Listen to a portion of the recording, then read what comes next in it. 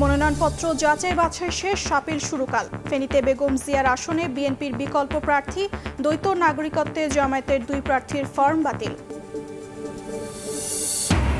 মনোনয়ন যাচাইয়ে ইসির বিরুদ্ধে পক্ষপাতিত্বের অভিযোগ এনসিপির। একটি মহলের ইন্ধন দেখছে জামায়াত, তারেক রহমানের নেতৃত্বে সুষ্ঠু নির্বাচনে ভূমিকা রাখবে বিএনপি। তারেক রহমানের সঙ্গে ব্যবসায়ীদের বৈঠক, বেগম জিয়ার মৃত্যুতে শোক প্রকাশ, বিদ্যমান অর্থনৈতিক পরিস্থিতি নিয়ে আলোচনা। বিএনপি ক্ষমতায় গেলে সমাধানে কাজ করার আশ্বাস। গুমের পেছনে ছিল রাজনৈতিক উদ্দেশ্য, অনেক ঘটনার সরাসরি নির্দেশদাতা সাবেক প্রধানমন্ত্রী, জানিয়েছে কমিশন। প্রধান উপদেষ্টার কাছে চূড়ান্ত প্রতিবেদন জমা। এবং নিউ ইয়র্কের ব্রুকলিন বন্দি শিবিরে প্রেসিডেন্ট মাদুরো, নতুন সরকার গঠন পর্যন্ত ভেনেজুয়েলা চালানোর ঘোষণা ট্রাম্পের, প্রয়োজনে আবারও সামরিক অভিযানের হুঁশিয়ারি।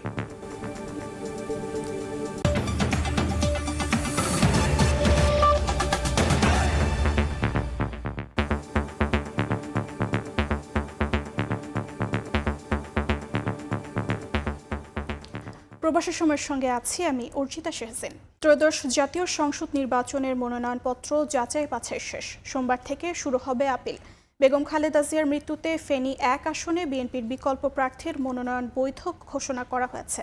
দ্বৈত নাগরিকত্ব থাকায় চট্টগ্রাম 9 ও কুড়িগ্রাম 3 আসনে জামায়াত প্রার্থীর মনোনয়ন বাতিল করা হয়েছে। এদিকে যাচাই বাছাই শেষে বৈধ প্রার্থীর সংখ্যা 1842 জন, বাতিল হয়েছে 723 জনের মনোনয়ন।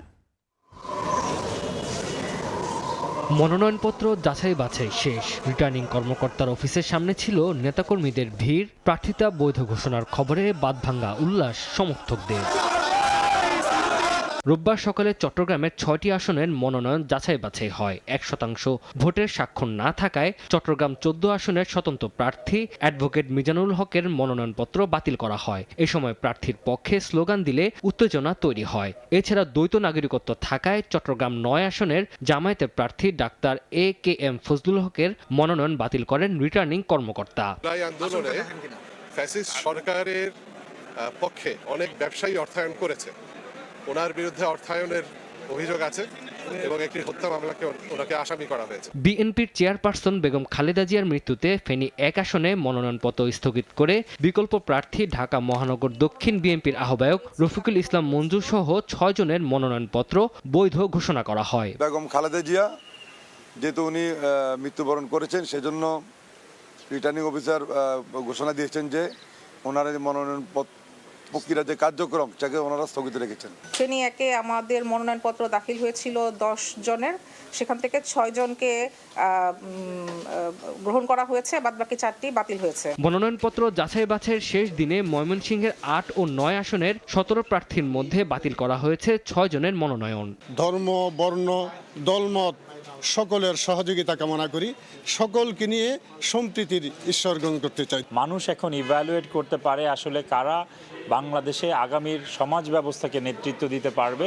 এদিকে দ্বৈত নাগরিকত্ব থাকায় কুড়িগ্রাম 3 আসনের জামায়াতের প্রার্থী মাহবুবুল আলম সালেহের মনোনয়নপত্র বাতিল করা হয়। 5 জানুয়ারি থেকে 11 জানুয়ারি পর্যন্ত নির্বাচন কমিশনে আপিল করা যাবে। আপিল শুনানি ও নিষ্পত্তি হবে 12 জানুয়ারি থেকে 18 জানুয়ারির মধ্যে। তানজিল হাসনাত, সময় সংবাদ। মনোনয়নপত্র যাচাই বাছাই কিছু রিটার্নিং কর্মকর্তার কর্মকাণ্ডে উদ্বেগ প্রকাশ করে বিবৃতি দিয়েছে জামায়াত। একটি মহলের ইন্ধনে তুচ্ছ কারণে কয়েক প্রার্থীর মনোনয়নপত্র বাতিলের অভিযোগ করেছে দলটি। এদিকে কিছু আসনে মনোনয়নপত্র যাচাই বাছাই ইসি পক্ষপাতিত্ব করেছে বলে অভিযোগ করেছেন এনসিপির সদস্য সচিব আক্তার হোসেন। মার্কিন দূতাবাসের ঊর্ধ্বতন কর্মকর্তাদের সঙ্গে রোববার বিকেলে বৈঠকের পর সন্ধ্যায় বাংলা মোটরের দলীয় কার্যালয়ে এনসিপির ব্রিফিং। আমরা জাতীয় নাগরিক পার্টি আমরা মনে করি। সংবাদ সম্মেলনে দলটির সদস্য সচিব আক্তার হোসেন বলেন, আইনের ফাঁকফোকর দেখিয়ে জাতীয় পার্টিকে ভোটে অংশ নেওয়ার সুযোগ করে দিচ্ছে নির্বাচন কমিশন। কিছু আসনে মনোনয়নপত্র যাচাই বাছাইয়ে ইসি পক্ষপাতিত্ব করেছে বলে অভিযোগ করেন তিনি। জেলা পর্যায়ে যে যাচাই বাছাইয়ের প্রক্রিয়া চলছে, সেই যাচাই বাছাইয়ের প্রক্রিয়ার সময়টাতে প্রশাসনের কিছু কিছু ক্ষেত্রে আমরা পক্ষপাতমূলক আচরণ দেখেছি। দলের সাথে সম্পৃক্ত ব্যক্তি যারা হয়তো এমন অপরাধের সঙ্গে যুক্ত আছেন যেটা কোনোভাবেই মনোনয়ন বৈধ হওয়ার ক্ষেত্রে সেটা প্রাসঙ্গিক হতে পারে না, কিন্তু তারপরেও তাদের মনোনয়নকে বৈধ হিসেবে ঘোষণা করা হয়েছে।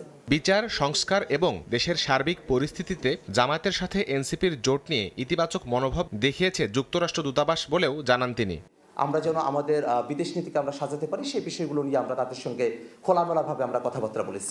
এদিকে রোববার এক বিবৃতিতে জামায়াতের সেক্রেটারি জেনারেল মিয়া গোলাম পরোয়ার দাবি করেন, বিভিন্ন আসনে মনোনয়নপত্র যাচাই বাছাইয়ে তুচ্ছ কারণে দলটির প্রার্থীদের মনোনয়নপত্র বাতিল করা হয়েছে। তথ্য প্রমাণ কাগজপত্র দাখিলের পরও একটি মহলের ইন্ধনে প্রার্থিতা বাতিলের অভিযোগ তোলা হয়। এমন কর্মকাণ্ড সুষ্ঠু ও নিরপেক্ষ নির্বাচনের অন্তরায় উল্লেখ করে লেভেল প্লেইং ফিল্ড নিশ্চিতের দাবি জানানো হয় বিবৃতিতে। শাহরিয়ার শৌমিক, সময় সংবাদ, ঢাকা। ব্যবসায়ীদের সঙ্গে বৈঠক করেছেন বিএনপির ভারপ্রাপ্ত চেয়ারম্যান তারেক রহমান।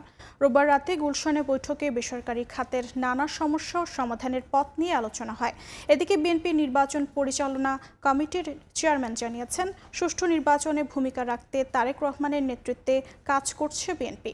আর দলের মহাসচিব মির্জা ফখরুল ইসলাম আলমগীর জানিয়েছেন, আগামী 2-1 দিনের মধ্যেই তারেক রহমানকে বিএনপির চেয়ারম্যান হিসেবে ঘোষণা করা হবে। বেগম জিয়ার মৃত্যুতে চলছে বিএনপির দলীয় শোক, একই সঙ্গে চলমান আছে নিয়মিত কার্যক্রম।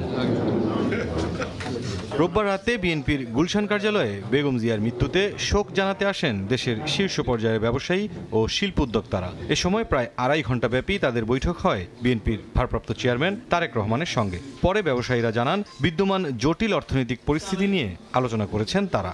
ইনফ্রাস্ট্রাকচার যেগুলি সেগুলি করতে হবে। ইনফ্রাস্ট্রাকচার ছাড়া কোনো ইন্ডাস্ট্রি বা শিল্প গড়ে উঠতে পারে না। কারণ ইন্ডাস্ট্রি জব ক্রিয়েট করতে পারে, এইটার ফেসিলিটেট করতে হবে, যেটা দীর্ঘদিন প্রাইভেট সেক্টরের ইনভেস্টমেন্ট স্থবির হয়েছে। যে কটা পয়েন্ট বলছি উনি ওয়েল নোট করেছেন, এবং উনি পরে যদি আল্লাহ তাকে রহমত করেন যে ক্ষমতায় আসে, তাহলে উনি চেষ্টা করবেন এগুলো অ্যাড্রেস করার জন্য। উনিও মনে করে যে যদি ওনারা যদি আসতে পারে, তাহলে ব্যবসায়ীদেরকে সাথে নিয়ে পলিসিগুলি যেখানে যেখানে দেওয়া দরকার, কিছু কিছু জায়গায় হয়তো পারা যাবে, কিছু কিছু জায়গায় হয়তো পারা যাবে না, বাট একটা ট্রান্সপারেন্সি আনার চেষ্টা করবে। বৈঠকের বিষয়ে দলের স্থায়ী কমিটির সদস্য আমির খসরু মাহমুদ চৌধুরী বলেন, বিএনপির প্রতি আস্থা রেখেছেন ব্যবসায়ীরা। উনি আশ্বস্ত করেছেন সেই সমাধান করার পথ ইতিমধ্যে আমরা নিজেদের মধ্যে আলাপ আলোচনা করে আমরা যে নীতিমালা প্রণয়ন করেছি, এই নীতিমালা আগামী দিনে কিভাবে বাস্তবায়ন করা হবে সেটা উনি বলেছেন। ব্যবসায়ীরা মনে করেন তাদের বিএনপির উপর একটা অনেক বড় আস্থা আছে। এদিকে বিকেলে গুলশানে দলের নির্বাচন পরিচালনার জন্য নতুন কার্যালয়ে সংশ্লিষ্ট কমিটির প্রথম বৈঠক শেষে সংবাদ সম্মেলনে দলের স্থায়ী কমিটির সদস্য ও নির্বাচন পরিচালনা কমিটির চেয়ারম্যান নজরুল ইসলাম খান বলেন, আসন্ন নির্বাচন বিএনপির দীর্ঘ আন্দোলনের ফসল। সুষ্ঠু নির্বাচনে ভূমিকা রাখতে তারেক রহমানের নেতৃত্বে কাজ করছে বিএনপি। এই নির্বাচনে যেন সত্যি সত্যি আমাদের জনগণ তাদের মত প্রকাশ করতে পারেন, সেই লক্ষ্যেই আমাদের কাজ। গুম হয়েছে, খুন হয়েছে, নিপীড়িত হয়েছে, আজকে তাদের সবার সামনে একটা চমৎকার সম্ভাবনার সুযোগ এসেছে।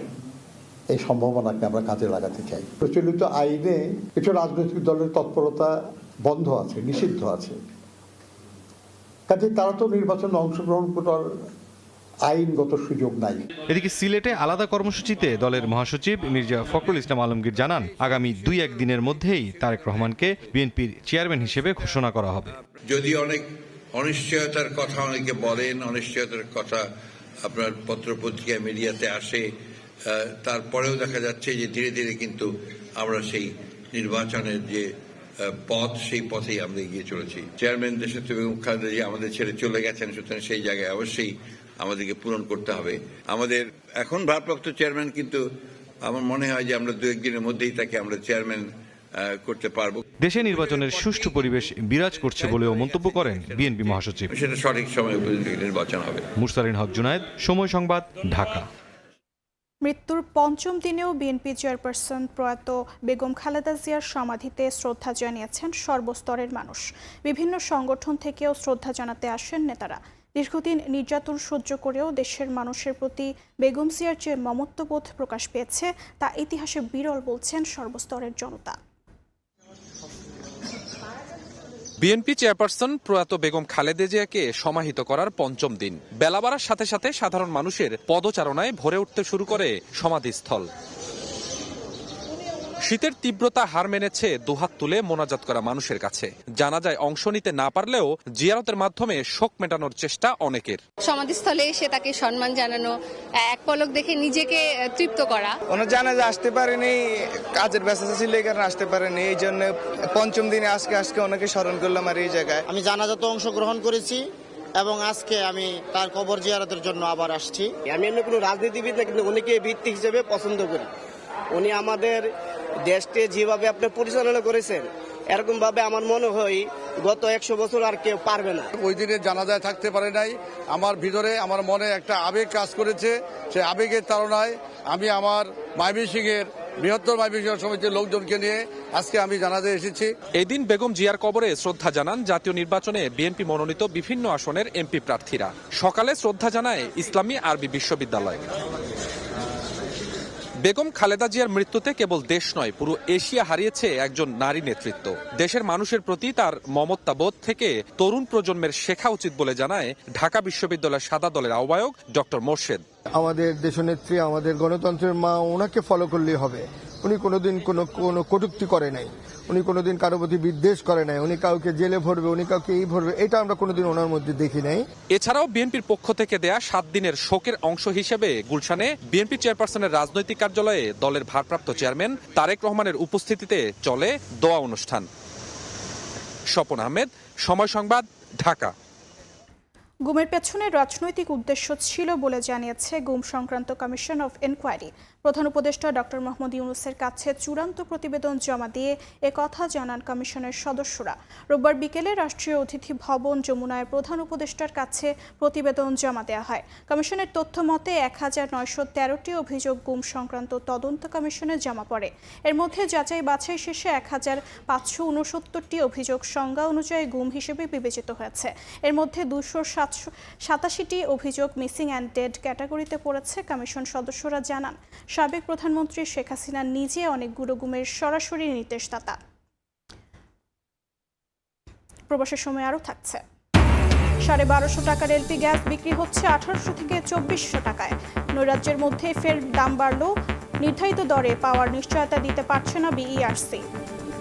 প্রথমবার এজলাসে বসে মামলা জট কমাতে সবার সহযোগিতা চাইলেন প্রধান বিচারপতি জুবায়ের রহমান চৌধুরী। আর বিচার বিভাগকে সিন্ডিকেট মুক্ত করতে শুদ্ধি অভিযানের আহ্বান জানিয়েছেন সুপ্রিম কোর্ট আইনজীবী সমিতির সভাপতি।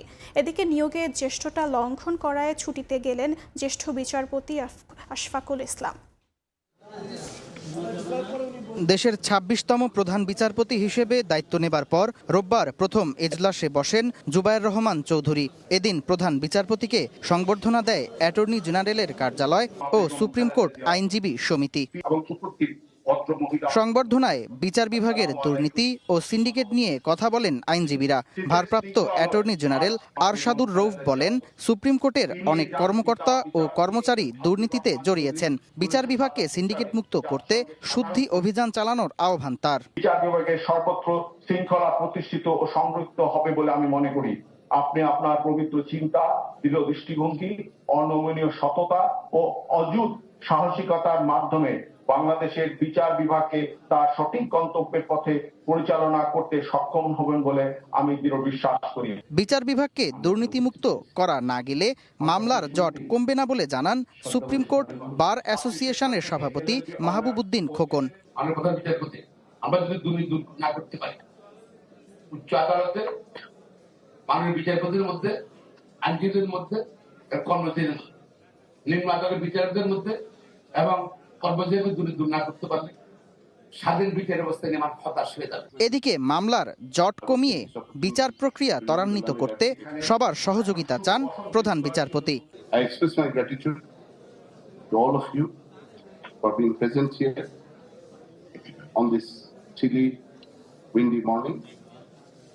I seek your prayers and blessings for properly discharging this onerous duty and responsibility that has been cast upon you. এদিকে জ্যেষ্ঠতা লঙ্ঘন করায় ছুটিতে গেলেন আপিল বিভাগের জ্যেষ্ঠ বিচারপতি আশফাকুল ইসলাম। তিনি প্রধান বিচারপতির সংবর্ধনায় যোগ দেননি। সামদানি প্রত্যয়, সময় সংবাদ, ঢাকা। রাজনৈতিক অনৈক্যে দেশের নিরাপত্তা ঝুঁকি বেড়েছে। একটি অংশগ্রহণমূলক সুন্দর নির্বাচন এই ঝুঁকি কমাতে পারে বলে মনে করেন নিরাপত্তা ও রাজনৈতিক বিশ্লেষকরা। জাতীয় নিরাপত্তা ঝুঁকি শীর্ষক আলোচনার সভায় তারা বলেন, জাতীয় নিরাপত্তা নিশ্চিতে বাড়াতে হবে মিলিটারি সিভিল কোঅপারেশন। ভারতের সঙ্গে সম্পর্কে টানাপোড়েন, ওসমান হাদি হত্যা সহ বিভিন্ন ঘটনার মধ্যেই জাতীয় নির্বাচনের পথে বাংলাদেশ। আঞ্চলিক সম্পর্কের নতুন সমীকরণের প্রেক্ষিতে জাতীয় নিরাপত্তা ঝুঁকি নিয়ে আলোচনা সভা ভয়েস ফর রিফর্ম ও গবেষণা প্রতিষ্ঠান ব্রেইনের। তার ইম্প্যাক্টগুলো কি এগুলো আমাদের কনসিডার করতে হবে। রাজনৈতিক বিশ্লেষকরা মনে করেন, গণতন্ত্রের অনুপস্থিতি জাতীয় নিরাপত্তা ঝুঁকি আরও বাড়াতে পারে। গণতান্ত্রিক সমাজের মূল ভিত্তিটা হচ্ছে সামাজিক সংহতি। ওই জায়গাটা যদি আমরা একমত না হতে পারি, সারাক্ষণ যদি আমরা এক ধরনের কনফ্লিক্টের মধ্যে থাকি ছোট, it will eventually lead us to A bigger crisis of security. Politics যদি আপনি ঠিক করেন, তাহলে আপনার এই যে আমাদের ইন্টারনাল এবং এক্সটার্নাল যে সমস্ত থ্রেট, সেগুলি আপনার অনেকটা দূরীভূত হবে। সেই জন্য আমাদের একটা সুষ্ঠু সুন্দর নির্বাচনের দরকার। আনফর্চুনেটলি আমরা যেটা দেখছি যে এই নির্বাচনটা হয়তো যে জাতীয় নির্বাচন আমরা আশা করছি সেই জাতীয় নির্বাচন হয়তো নাও হতে পারে। And I hope I am রং। আমার মনে হয় বাংলাদেশ একটা ম্যানেজড নির্বাচনের দিকে যাচ্ছে। নিরাপত্তা বিশ্লেষকরা বলছেন, জাতীয় নিরাপত্তা মানে সেনাবাহিনী এমন সেকেলের ধারণা থেকে বেরোতে হবে, বাড়াতে হবে মিলিটারি সিভিল কোঅপারেশন। আপনি এখানে পলিটিক্যাল ডিস্টারবেন্স দেখেন, ইন্ডিয়া কিভাবে মিস ইনফরমেশন ডিসইনফরমেশন করে যাচ্ছে। আমাদের 12টা বাজে দিচ্ছে ইন্ডিয়ান মিডিয়া, উল্টাপাল্টা বলে যাচ্ছে। এটাও কিন্তু আমাদের সিকিউরিটি থ্রেট। ক্রেডিবল ডিটেনস হলো প্রথমে আপনার পলিটিক্স, কোর ভ্যালুগুলো ঠিক করতে হবে, ইকোনমি ঠিক করতে হবে, ইনস্টিটিউশন ঠিক করতে হবে, মিলিটারিকে ঠিক করতে হবে, ইন্টেলিজেন্সকে ঠিক করতে হবে, মিডিয়াকে ঠিক করতে হবে। আমরা আসলে ঠিক পথেই যাচ্ছি এবং গণতন্ত্রই সবচেয়ে বড় নিরাপত্তা রক্ষা কবচ। এবং যে সামনের যে নির্বাচন, এই নির্বাচনের মাধ্যমে জনগণ তার ভোটাধিকার প্রয়োগের মাধ্যমে একটা নিরাপদ, স্থিতিশীল, শক্তিশালী বাংলাদেশ গঠনের দিকেই সামনের দিকে এগোচ্ছে। জাতীয় নিরাপত্তা বিষয়ক নীতি কৌশল নিয়ে কাজ করা দরকার বলেও মনে করেন বিশ্লেষকরা। আব্দুল্লাহ শাফি, সময় সংবাদ, ঢাকা। নির্বাচনের প্রক্রিয়া নিয়ে ভিন্ন ন্যারেটিভ তৈরির চেষ্টা চলছে বলে মন্তব্য করেছেন তথ্য ও সম্প্রচার উপদেষ্টা সৈয়দা রিজওয়ানা হাসান। সচিবালয়ে সাংবাদিকদের সঙ্গে মতবিনিময় সভায় তিনি বলেন, কার্যক্রম নিষিদ্ধ থাকায় ভোটে অংশ নিতে পারবে না আওয়ামী লীগ। আসন্ন ত্রয়োদশ জাতীয় সংসদ নির্বাচনের বাকি মাত্র এক মাসের কিছুটা বেশি, কিন্তু নির্বাচনের সুষ্ঠু পরিবেশ নিশ্চিতে দেশের আইন শৃঙ্খলা পরিস্থিতির কাঙ্ক্ষিত উন্নয়ন ঘটেনি বলে প্রশ্ন উঠেছে। এ অবস্থায় সচিবালয়ে সাংবাদিকদের সঙ্গে মতবিনিময় সভায় তথ্য ও সম্প্রচার উপদেষ্টা দাবি করেন, নির্বাচনের জন্য দেশে গ্রহণযোগ্য পরিবেশ রয়েছে, তবে আইন শৃঙ্খলার কথা বলে একটি মহল নির্বাচন নিয়ে ভিন্ন ন্যারেটিভ তৈরির চেষ্টা করছে বলে মন্তব্য করেন তিনি। এখনো পর্যন্ত পরিবেশ আমার কাছে গ্রহণযোগ্য বিবেচিত হচ্ছে। যে কাজগুলো করার কথা সেই কাজগুলো আমরা করে যাচ্ছি। রাজনৈতিক দলগুলো উৎসাহ নিয়ে নির্বাচনের কাজে অংশগ্রহণ করছে। একটা ন্যারেটিভ করার চেষ্টা করা হচ্ছে যে না, এখানে আইন শৃঙ্খলা পরিস্থিতি বা এই কারণে নির্বাচনটা শেষ পর্যন্ত হবে না। এদিকে আওয়ামী লীগের কার্যক্রম নিষিদ্ধ উল্লেখ করে এক প্রশ্নের জবাবে তিনি বলেন, বিচার প্রক্রিয়া শেষ না হওয়া পর্যন্ত আওয়ামী লীগ নির্বাচনে অংশ নিতে পারবে না। বিচার কার্য শেষ না হওয়া পর্যন্ত তাদের রাজনৈতিক কার্যক্রম যেহেতু স্থগিত এবং নির্বাচনের কাজগুলো তো শুরু হয়ে গেছে, এগুলো তো এখন যাচাই বাছাই করে প্রার্থী তালিকা চূড়ান্ত হয়ে যাবে। কাজে এই প্রশ্ন তো এখন একটা অবান্তর প্রশ্ন। গণভোটের প্রচার প্রচারণা জোরদার করার জন্য গণমাধ্যমকে ভূমিকা রাখার আহ্বান জানান তথ্য সম্প্রচার উপদেষ্টা। গণভোটের বিষয়টা একটু প্রচার করতে হবে। প্রসূন আশিস, সময় সংবাদ, ঢাকা। নির্বাচন রেখে বিশৃঙ্খলা ঠেকাতে সতর্ক আইনশৃঙ্খলা বাহিনী। রাজধানীর কারওয়ান বাজারে র্যাব মিডিয়া সেন্টারের সংবাদ সম্মেলনে সংস্থাটির মহাপরিচালক জানান, ওসমান হাদি হত্যাকাণ্ডে মূল আসামিদের গ্রেফতারের সর্বোচ্চ শক্তি প্রয়োগ করা হয়েছে। হত্যাকাণ্ড, চরমপন্থী জলদস্যু সহ সম্প্রতি ঘটে যাওয়া চাঞ্চল্যকর ঘটনায় র্যাবের ভূমিকা তুলে ধরতে রোববার দুপুরে রাজধানীর কারওয়ান বাজারে সংবাদ সম্মেলনের আয়োজন করে র্যাব। সার্বিক আইন শৃঙ্খলা পরিস্থিতি নিয়েও কথা বলেন সংস্থাটির মহাপরিচালক। এই মামলার যে মূল আসামি ওসমান হাদি হত্যার মূল আসামিদের গ্রেফতারের প্রক্রিয়া চলছে উল্লেখ করে তিনি বলেন, অবস্থান শনাক্ত করতে পারলে বিভিন্ন উপায়ে তাদের ফেরত আনা সম্ভব। কথা বলেন দীপু চন্দ্র দাস হত্যা ও প্রথম আলো ডেইলি স্টারের হামলা নিয়েও। তার অবস্থান শনাক্ত হলে তারপরে তার গ্রেপ্তারের প্রক্রিয়াটি সম্পন্ন করা হবে। তাদের গ্রেপ্তার করার জন্য আমাদের প্রচেষ্টা অব্যাহত আছে এবং তারা গ্রেপ্তার না হওয়া পর্যন্ত আমরা আমাদের সর্বোচ্চ শক্তি দিয়ে কাজ করব। ধর্ম নিয়ে কটূক্তি করার অভিযোগে দীপু চন্দ্র দাসকে হত্যা করে ওই ঘটনার সাথে সম্পৃক্ত 7 জন আসামিকে আমরা গ্রেপ্তার করি। বলেন ভোটের মাঠে স্ট্রাইকিং ফোর্স হিসেবে কাজ করবে র্যাব। ভোট কেন্দ্রে পুলিশ আনসার থাকবে এবং স্ট্রাইকিং হিসাবে বা মোবাইল ডিউটি হিসাবে বিজিবি, সেনাবাহিনী, র্যাব, কোস্টগার্ড এরা দায়িত্ব পালন করবে। তো আমরাও স্ট্রাইকিং ফোর্স হিসাবে দায়িত্ব পালন করব। অতীতের যে কোনো নির্বাচনের চেয়ে বেশি জনবল এবার নির্বাচন কাজে নিযুক্ত হবে এবং আশা করি এবার এই নির্বাচনটি সুন্দর সুষ্ঠুভাবে সম্পন্ন করা সম্ভব হবে। এছাড়াও খুলনায় আদালত প্রাঙ্গণে জোড়া খুনের ঘটনায় একজনকে গ্রেফতার এবং জড়িত অন্যান্যদের শনাক্তের প্রক্রিয়া চলমান বলেও জানায় সংস্থাটি। এই মামলাটি তদন্ত করতেছে আপনার মাইমুনা হায়দার চৌধুরী, সময় সংবাদ, ঢাকা। রাজধানীর ভাসানটেক ধামালকোট বস্তি এলাকায় অভিযান চালিয়ে আগ্নেয়াস্ত্র, গুলিসহ সন্ত্রাসে অভিযুক্ত রবিউল ইসলাম সুমনকে গ্রেফতার করেছে সেনাবাহিনী। শনিবার রাতে এই অভিযান চালানো হয়। ভাসানটেক আর্মি ক্যাম্প জানায়, গ্রেফতারকৃত ব্যক্তি দীর্ঘদিন ধরে চাঁদাবাজি, মাদক ব্যবসা ও সশস্ত্র সন্ত্রাসী কর্মকাণ্ডের মাধ্যমে এলাকায় ভীতি ও ত্রাসের পরিবেশ সৃষ্টি করেছিল। বস্তি এলাকায় 1400 বাড়ির ওপর প্রভাব বিস্তার করে অবৈধ কার্যক্রম নিয়ন্ত্রণ করত। এছাড়া আসন্ন নির্বাচনকে কেন্দ্র করে এলাকায় সহিংসতা, নাশকতা ও অরাজক পরিস্থিতি সৃষ্টির ছক কষছিল। সেই তথ্যের ভিত্তিতে শনিবার রাতে অভিযান চালিয়ে তাকে গ্রেফতার করা হয়। এ সময় তার কাছ থেকে 3টি পিস্তল, 2টি ম্যাগাজিন ও 7 রাউন্ড গুলি উদ্ধার করা হয়। সাগরপথে অবৈধভাবে মালয়েশিয়া যাওয়ার চেষ্টা। নৌবাহিনীর টহলে নারী ও শিশু সহ 263 জনকে উদ্ধার করা হয়েছে। আটক করা হয়েছে মানব পাচার চক্রের 10 সদস্যকে। উদ্ধারকৃতদের টেকনাফ মডেল থানায় হস্তান্তর করেছে নৌবাহিনী। স্বপ্ন মালয়েশিয়া যাওয়ার, তাই তো বঙ্গোপসাগরের উত্তাল জলরাশি পেরিয়ে ঝুঁকিপূর্ণ যাত্রা। সেন্ট মার্টিন দ্বীপের অদূরেই থেমে যায় সে যাত্রা। নৌবাহিনীর টহল জাহাজ স্বাধীনতার অভিযানে আটক হয় একটি কাঠের ট্রলার। এতে নারী, পুরুষ ও শিশুসহ 273 জন আটক হন।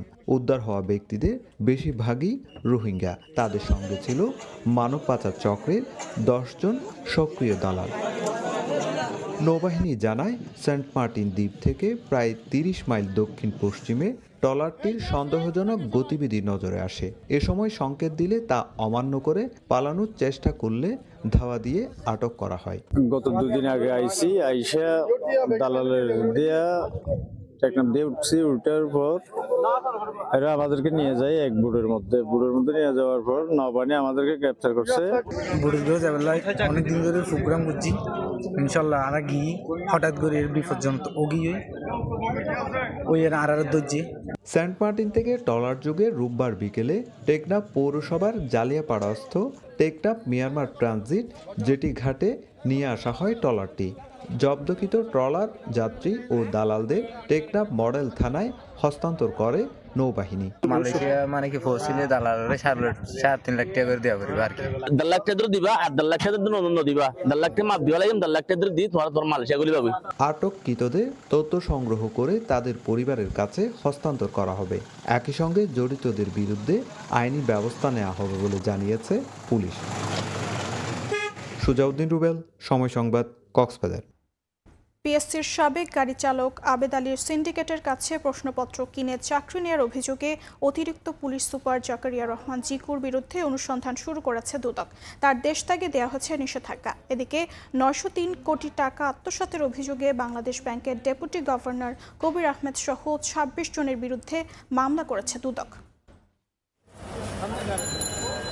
গাড়ি চালক আবেদ আলী পিএসসির প্রশ্নপত্র বিক্রি করে মালিক হয়েছেন অঢেল টাকার। অভিযোগ রয়েছে তার প্রশ্নফাঁস সিন্ডিকেটের মাধ্যমে বিসিএস ক্যাডার সহ বিভিন্ন সরকারি প্রতিষ্ঠানে গুরুত্বপূর্ণ পদে চাকরি পেয়েছেন অনেকে।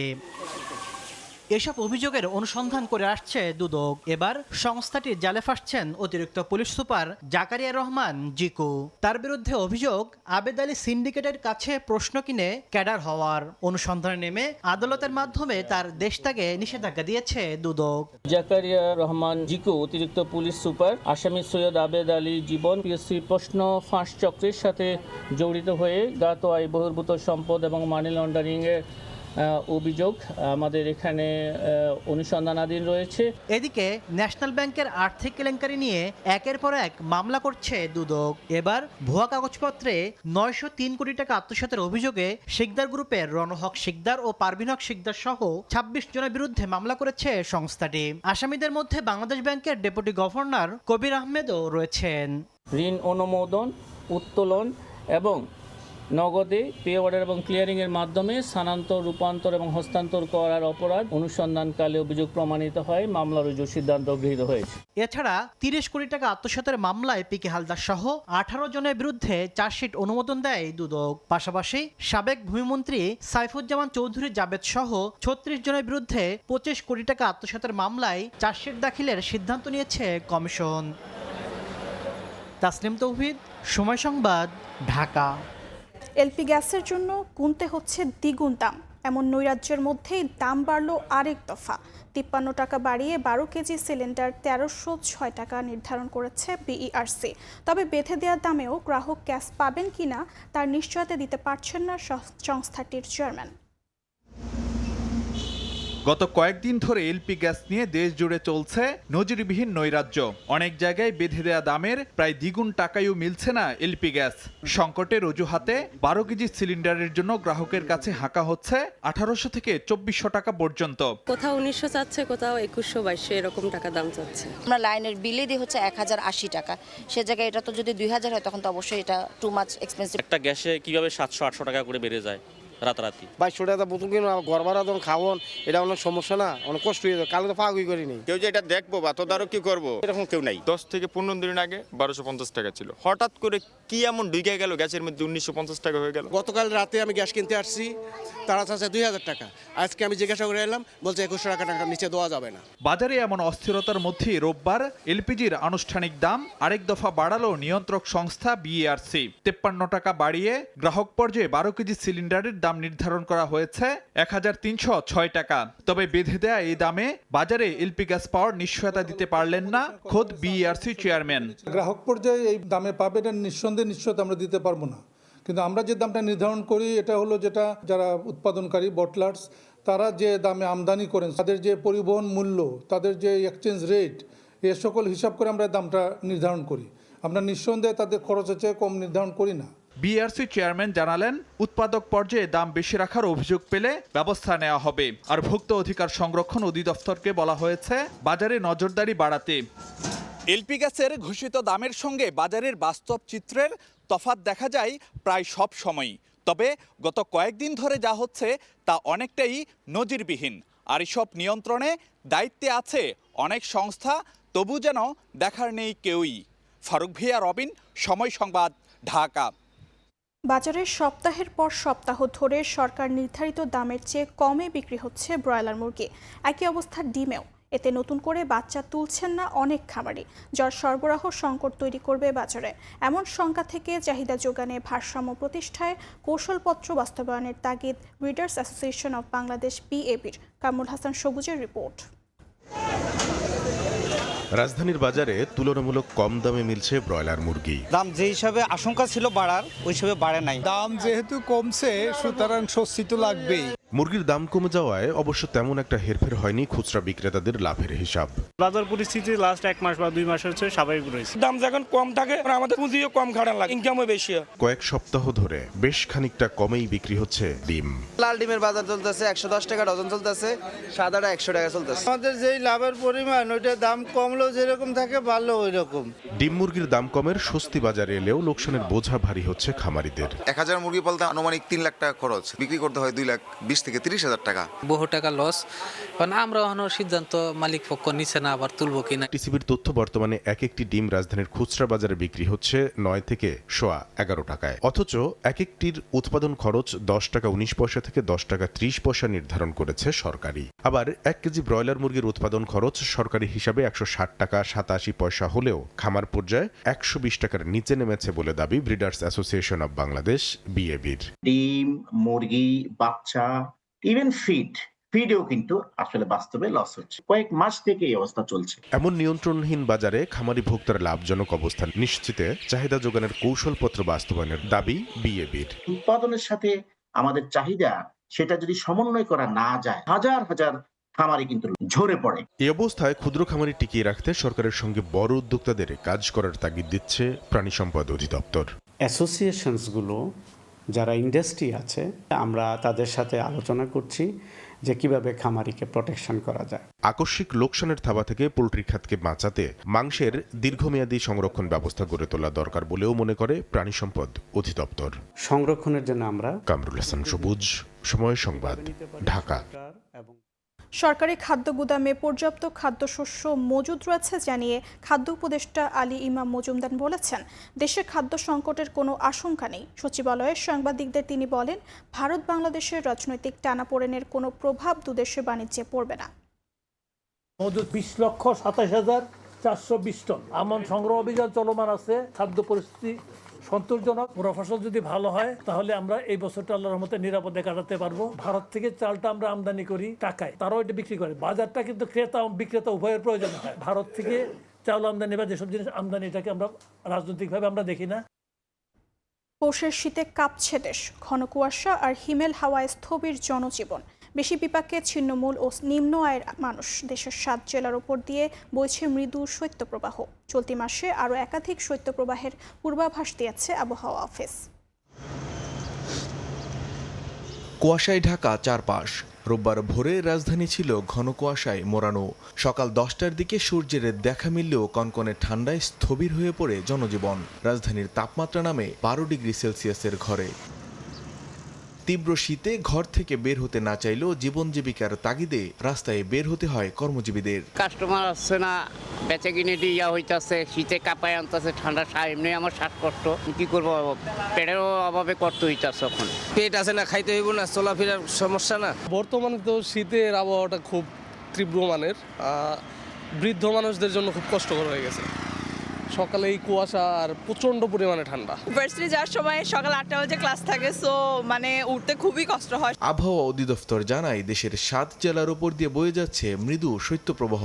এর প্রভাবে সারা দেশেই শীতের তীব্র অনুভূতি আরও কিছুদিন অব্যাহত থাকতে পারে। বিদ্যমান যে তাপমাত্রার অবনমন, আগামী 24 ঘন্টার মধ্যে রাতের তাপমাত্রা সামান্য কমে যেতে পারে এবং আজকের দিনের তাপমাত্রা একটু বাড়তে পারে। তবে 5 তারিখের পর থেকে রাতের তাপমাত্রা ক্রমাগতভাবে আস্তে আস্তে একটু কমতে পারে।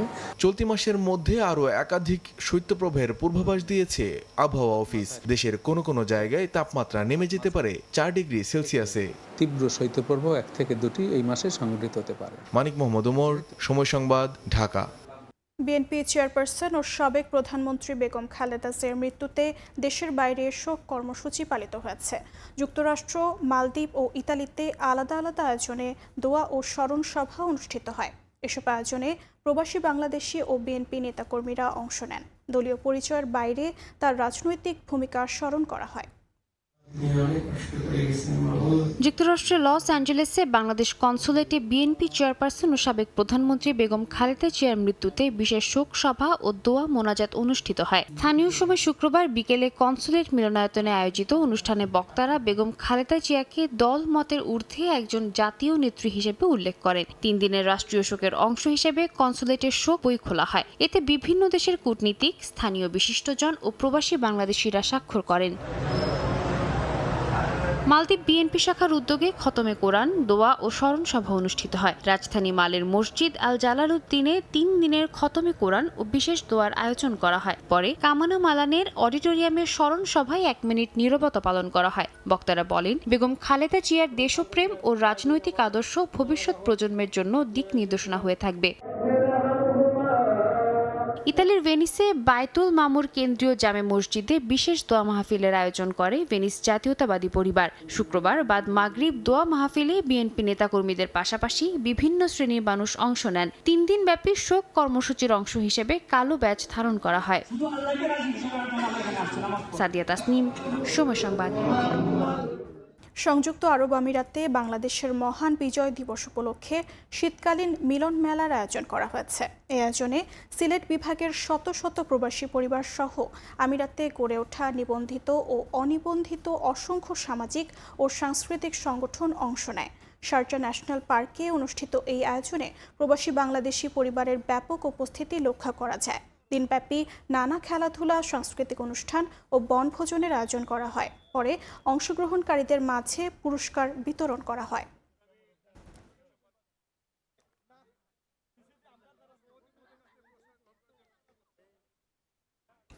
শীতের আগমনে কুয়েতের শুয়েক আল রাই এলাকায় জমে উঠেছে হাঁস, মুরগি ও কবুতরের বেচাকেনা। এখানে স্থানীয় কুয়েতি সহ বিভিন্ন দেশের নাগরিক ক্রেতা হলেও বিক্রেতাদের বড় একটি অংশ প্রবাসী বাংলাদেশি। কুয়েত থেকে মঈন সুমনের রিপোর্টে বিস্তারিত।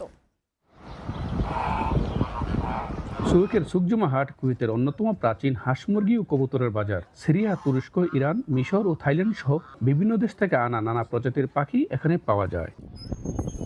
কেবল শহর নয়, কুয়েতের মরু অঞ্চল আবদালি, অফরা ও জাহারা এলাকার খামারিরাও হাঁস, মুরগি ও কবুতর বিক্রি করতে আসেন। স্থানীয় বা বিদেশি নাগরিকদের অনেকেই এখান থেকে হাঁস, মুরগি ক্রয় করেন। ক্রেতাদের কেউ কেউ বাসাবাড়িতে পালনের উদ্দেশ্যে পাখিও কিনে থাকেন। শীতকাল উপলক্ষে তো ভালো হাঁস মুরগি পাওয়া যায় সুকজুমার মধ্যে, এই জন্য আসছে আর কি নেওয়ার জন্য। কয়েকটা মুরগি নেবো, কয়েকটা হাঁস নেবো।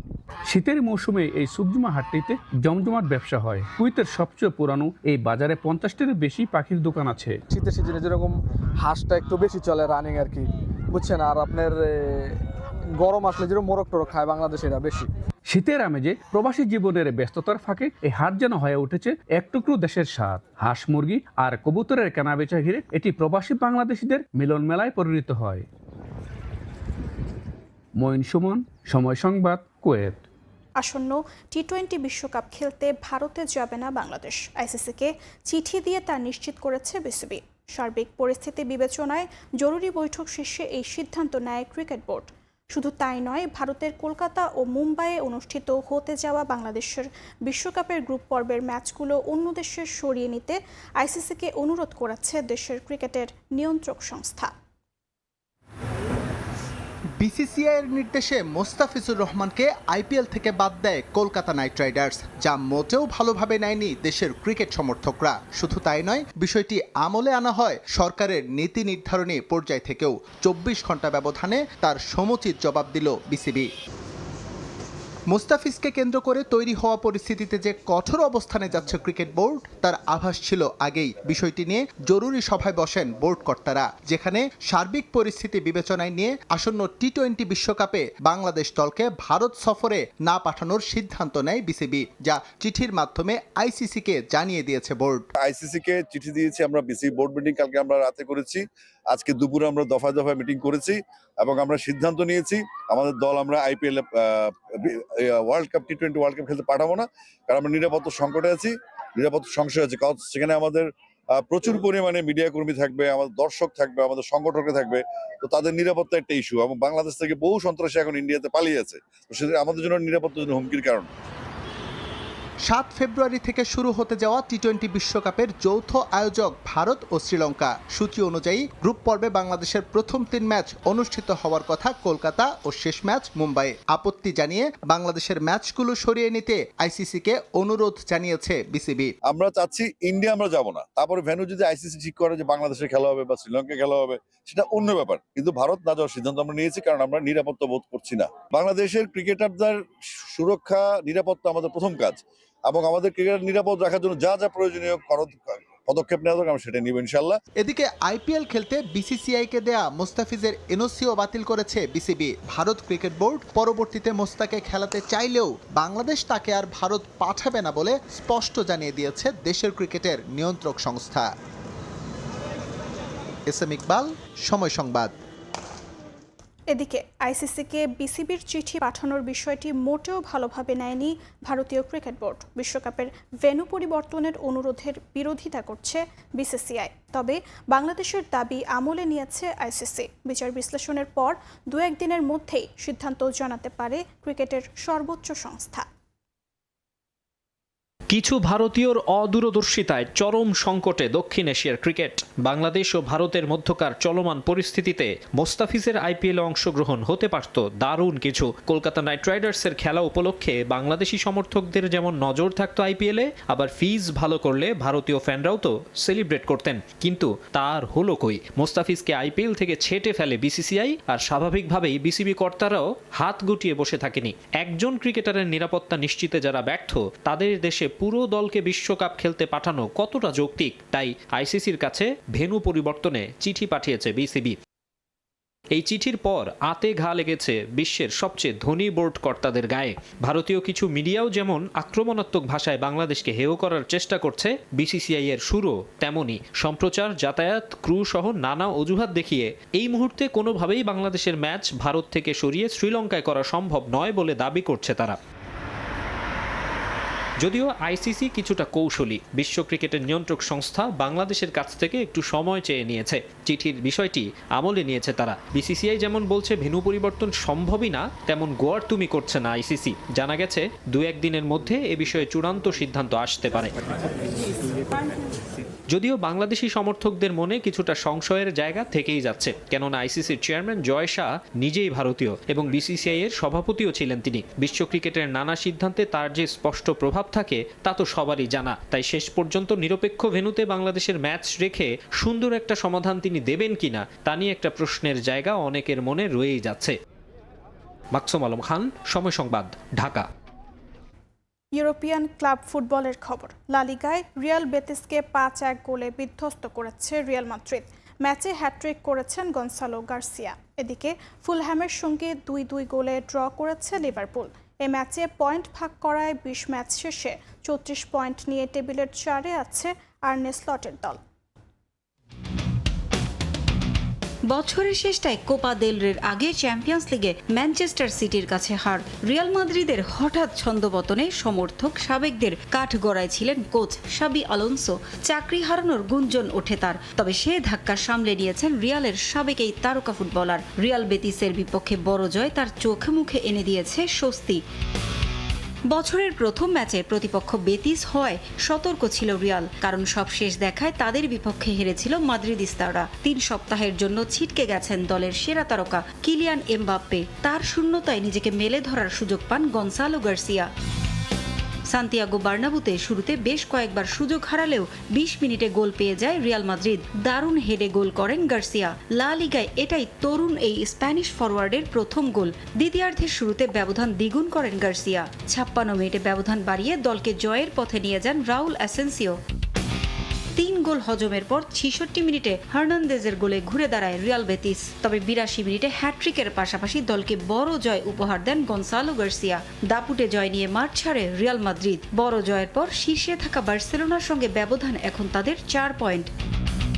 এদিকে ক্রাভেন কটেজে ম্যাচের শুরুতেই লিভারপুলকে হতাশ করে লিড নেয় ফুলহ্যাম। গোল করেন উইলসন। প্রথমার্ধে একাধিক সুযোগ পেলেও সমতায় ফিরতে পারেনি লিভারপুল। অবশেষে 57 মিনিটে সমতার গোল করেন ফ্লোরিয়ান উইটস। 1-1 সমতায় যখন ড্রয়ের পথে ম্যাচ, তখনই আবার ঘুরে দাঁড়ায় লিভারপুল। গোল করেন কোডি গাকপো। উল্লাসে মাতে লিভারপুল সমর্থকরা। তবে তখনও বাকি ম্যাচের নাটকীয়তা। শেষ বাঁশি বাজার আগে রিড গোল করলে হতাশা নিয়ে মাঠ ছাড়তে হয় লিভারপুলকে। পারভিন আক্তার, সময় সংবাদ। এ পর্যায়ে শীর্ষ সংবাদগুলো জানিয়ে দিচ্ছি আরেকবার। মনোনয়নপত্র যাচাই বাছাই শেষ, আপিল শুরু কাল। ফেনীতে বেগম জিয়ার আসনে বিএনপির বিকল্প প্রার্থী দ্বৈত নাগরিকত্বে জামায়াতের 2 প্রার্থীর ফর্ম বাতিল। মনোনয়ন যাচাইয়ে ইসির বিরুদ্ধে পক্ষপাতিত্বের অভিযোগ এনসিপির। একটি মহলের ইন্ধন দেখছে জামায়াত। তারেক রহমানের নেতৃত্বে সুষ্ঠু নির্বাচনে ভূমিকা রাখবে বিএনপি। এবং তারেক রহমানের সঙ্গে ব্যবসায়ীদের বৈঠক। বেগম জিয়ার মৃত্যুতে শোক প্রকাশ। বিদ্যমান অর্থনৈতিক পরিস্থিতি নিয়ে আলোচনা। বিএনপি ক্ষমতায় গেলে সমাধানে কাজ করার আশ্বাস।